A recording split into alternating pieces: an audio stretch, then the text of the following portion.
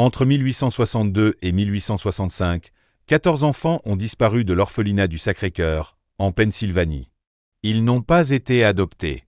Ils n'ont pas été transférés. Ils se sont volatilisés des registres, comme s'ils n'avaient jamais existé. Pourtant, dans les fermes protestantes des environs, des enfants catholiques irlandais sont apparus, travaillant dur, portant les marques d'une vie en institution, avec des accents qui trahissaient leurs origines. Quand on interrogeait les familles, leurs histoires ne tenaient jamais la route. Des lettres récemment découvertes, échangées entre la mère supérieure et l'évêque de Philadelphie, révèlent une vérité glaçante. Ces enfants n'étaient pas disparus. Ils avaient été vendus. Avant de plonger dans l'histoire sombre de l'orphelinat du Sacré-Cœur, sachez que ce récit n'est pas pour tout le monde. Il s'adresse à ceux qui osent affronter les chapitres les plus noirs de l'histoire américaine. Si vous êtes prêts à découvrir les secrets que les puissantes institutions ont tenté d'enterrer à jamais, abonnez-vous et activez la cloche de notification. Avez-vous le courage d'apprendre ce qui est vraiment arrivé à ces 14 âmes innocentes? Découvrons-le ensemble. L'histoire des enfants disparus du Sacré-Cœur ne commence pas avec leur disparition, mais avec les circonstances désespérées qui les ont conduits dans les collines verdoyantes de Pennsylvanie. En 1862, le comté de Lancaster était un mélange de prospérité et de préjugés. Les terres fertiles produisaient du blé et du maïs en abondance, nourrissant les soldats de l'Union pendant la guerre de sécession. Les fermiers protestants, d'origine allemande ou anglaise, s'enrichissaient au-delà des rêves de leurs ancêtres. Mais cette prospérité avait un prix. Avec tant de jeunes partis à la guerre, les fermes manquaient cruellement de main-d'œuvre pour les saisons cruciales de semis et de récoltes. La pénurie de travailleurs devenait critique, alors que les contrats gouvernementaux promettaient des profits sans précédent à ceux qui pouvaient répondre à la demande.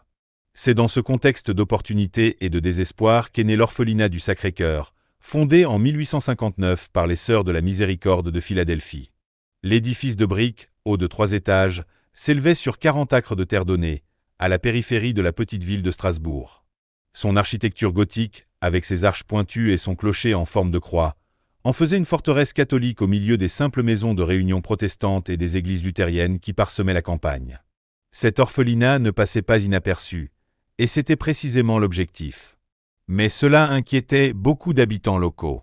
La mère supérieure, Catherine O'Malley, une femme de 45 ans au regard perçant, était arrivée du comté de Cork 20 ans plus tôt, avec une détermination d'acier et une foi inébranlable. Elle parlait avec un léger accent irlandais, mais son sens des affaires était résolument américain. Sous sa direction, le Sacré-Cœur est passé d'un refuge pour 12 enfants à près de 60 en 1862. L'orphelinat accueillait des enfants catholiques irlandais des taudis surpeuplés de Philadelphie, ainsi que les orphelins des immigrants irlandais morts en construisant le chemin de fer de Pennsylvanie à travers les dangereux cols de montagne de l'Ouest. Ces enfants, âgés de 5 à 16 ans, portaient sur leur visage la pâleur de la vie en institution et la fatigue de ceux qui ont appris tôt que le monde n'offre aucune garantie. Ils portaient des uniformes identiques en laine grise, robes simples pour les filles, pantalons et chemises pour les garçons. Chaque jour, ils assistaient à la messe dans la petite chapelle de l'orphelinat. Les plus âgés aidaient à cuisiner, nettoyer et entretenir les vastes jardins qui contribuaient à nourrir l'institution. La sœur Agnès Flanigan, trésorière de l'orphelinat et confidente de la mère O'Malley, tenait des registres méticuleux de chaque centime entrant ou sortant des caisses du Sacré-Cœur. Ces livres, écrits d'une écriture irlandaise précise, témoignaient de la lutte constante pour maintenir l'institution à flot. La diocèse catholique de Philadelphie fournissait quelques fonds, mais les donateurs catholiques fortunés étaient rares en Pennsylvanie, et la guerre avait rendu les dons encore plus difficiles. En 1862, le Sacré-Cœur fonctionnait avec un déficit important, un fait qui empêchait la mère O'Malley de dormir durant les longues nuits d'hiver. La communauté protestante locale regardait l'orphelinat avec une méfiance frôlant l'hostilité. Le mouvement anticatholique des années 1850 avait attisé les tensions, et la guerre civile n'avait rien fait pour les apaiser. Les pasteurs protestants prêchaient régulièrement sur les dangers de l'influence papiste, et les journaux locaux publiaient des lettres dénonçant les enfants étrangers de l'orphelinat et leur loyauté envers Rome. Certains fermiers refusaient catégoriquement de faire affaire avec le Sacré-Cœur, tandis que d'autres facturaient des prix exorbitants pour le grain et les provisions. C'est dans ce climat de tensions religieuses et de pression économique qu'arrive le père Michael Brennan au printemps 1862. Envoyé par la diocèse comme aumônier et pour aider la mère O'Malley à gérer les finances, le père Brennan était un prêtre différent, ambitieux, charismatique, avec l'œil d'un commerçant. Né à Philadelphie, il comprenait l'équilibre délicat entre les principes catholiques et le pragmatisme américain. À 38 ans, il imposait une présence forte, vêtu de sa soutane noire, ses cheveux sombres toujours impeccablement coiffés, ses chaussures brillant d'un éclat militaire. Formé au séminaire Saint-Charles de Philadelphie, il savait mettre à l'aise aussi bien les catholiques que les protestants. Les pasteurs protestants le trouvaient raisonnable, et les riches fermiers allemands découvraient qu'il comprenait leurs préoccupations face à la pénurie de main-d'œuvre. Mais ce qu'ils ignoraient, c'est que le père Brennan voyait des opportunités là où d'autres ne voyaient que des problèmes. Il commença à élaborer une solution qui profiterait à tous, sauf peut-être aux enfants du Sacré-Cœur. La première alerte survint fin mai 1862, lorsque la mère O'Malley annonça que plusieurs enfants plus âgés seraient placés dans des familles locales pour aider aux semis de printemps. Ce n'était pas inhabituel. Les orphelinats plaçaient souvent des adolescents comme ouvriers ou domestiques. Mais la sœur Agnès remarqua que le père Brennan s'occupait personnellement des arrangements, contournant les procédures habituelles de la diocèse. Lorsqu'elle demanda à voir les documents, il lui assura qu'il gérait tout pour ne pas surcharger l'administration. Le 15 juin 1862, sous un ciel gris et humide, Timothy Walsh, un garçon roux de 14 ans, aidait la sœur Margaret au jardin lorsque le père Brennan arriva avec un fermier protestant, M. Hoffman. Timothy, enthousiaste à l'idée d'aider l'orphelinat en crise, monta dans le chariot de Hoffman avec ses maigres affaires. Hoffman paya 75 $ en pièces d'or, une somme énorme, promettant que Timothy reviendrait après la saison des récoltes.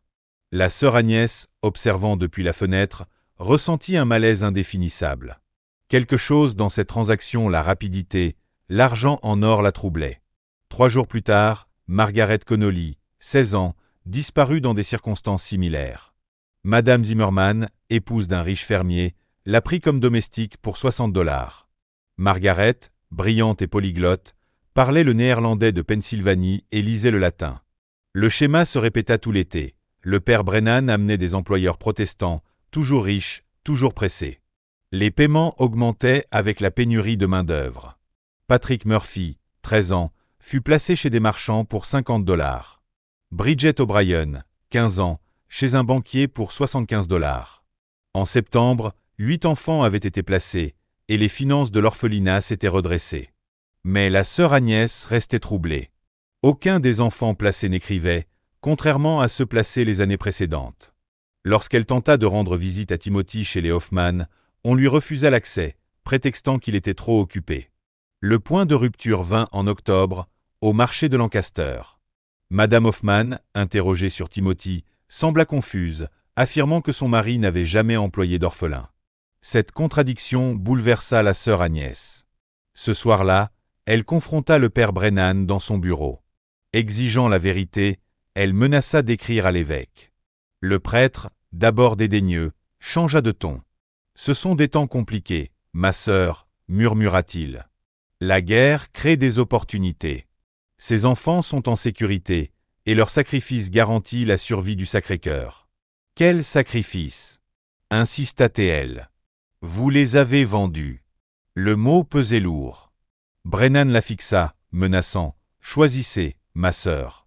Servez Dieu fidèlement ou causez des ennuis à cette institution. » L'hiver 1862 à 1863 fut marqué par un silence pesant. La sœur Agnès, scrutant ses registres, remarqua que les « dons » correspondaient aux dates des départs des enfants. Elle comprit que le Sacré-Cœur menait une opération de trafic humain sous couvert de charité.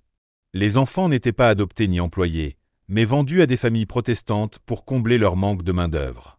Le père Brennan planifiait d'élargir son opération. Il évaluait les enfants selon leur force et leur tempérament, ciblant les nouveaux venus sans attache.